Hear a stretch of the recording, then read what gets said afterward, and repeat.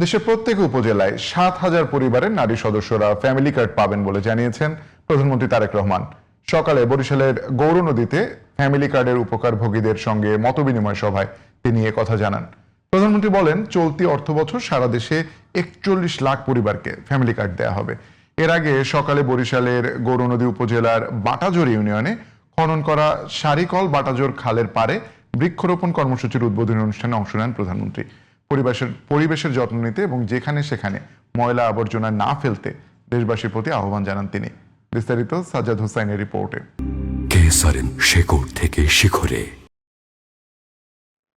প্রধানমন্ত্রী হিসেবে বরিশালে তারেক রহমানের প্রথম সফরে সোমবার বিকেলে বরিশালের গৌরনদী উপজেলার বাটাজোর ইউনিয়নে নবখননকৃত সরিকল বাটাজোর খালের পাড়ে বৃক্ষরোপণ কর্মসূচির উদ্বোধনীতে অংশ নেন প্রধানমন্ত্রী তারেক রহমান।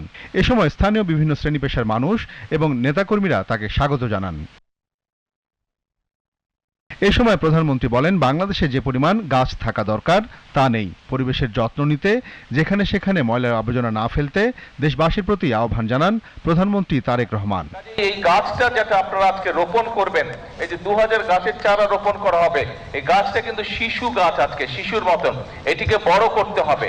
আসুন, আমরা যদি আমাদের এলাকাটাকে সুন্দর করতে চাই, আমরা যদি আমাদের দেশটাকে সুন্দর করতে চাই, তাহলে অবশ্যই আমাদেরকে এই গাছের যত্ন নিতে হবে, বৃক্ষ রোপণ করতে হবে।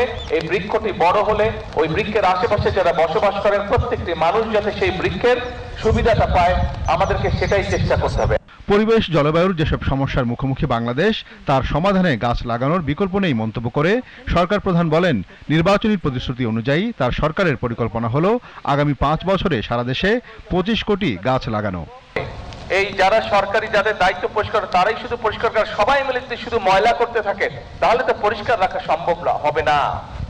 আমাদের সকলকে মিলে পরিষ্কার করতে হবে। সবাই মিলে যদি সচেতন হই তাহলে আমরা আমাদের পরিবেশটা সুন্দর করতে পারবো।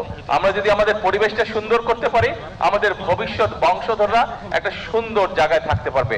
আসুন, আজকে এই বৃক্ষরোপণের দিনে, আজকের এই কর্মসূচির দিনে আমরা সকলে মিলে প্রতিজ্ঞা করি, আমরা যত্র ময়লা ফেলবো না। পরে বরিশালের গৌরনদীতে ফ্যামিলি কার্ডের উপকারভোগীদের সঙ্গে মতবিনিময় সভায় অংশ নেন প্রধানমন্ত্রী তারেক রহমান। উপকারভোগীরা তাদের অনুভূতি সরকার প্রধানের কাছে প্রকাশ করেন। সভায় প্রধানমন্ত্রী তারেক রহমান জানান, দেশের প্রত্যেক উপজেলায় ৭,০০০ পরিবারের নারী সদস্যরা ফ্যামিলি কার্ড পাবেন। প্রধানমন্ত্রী বলেন, চলতি অর্থবছরে সারা দেশে ৪১ লাখ পরিবারকে ফ্যামিলি কার্ড দেওয়া হবে। এজন্য 2026-27 অর্থ বছরের ঘোষিত বাজেটে বরাদ্দ রাখা হয়েছে।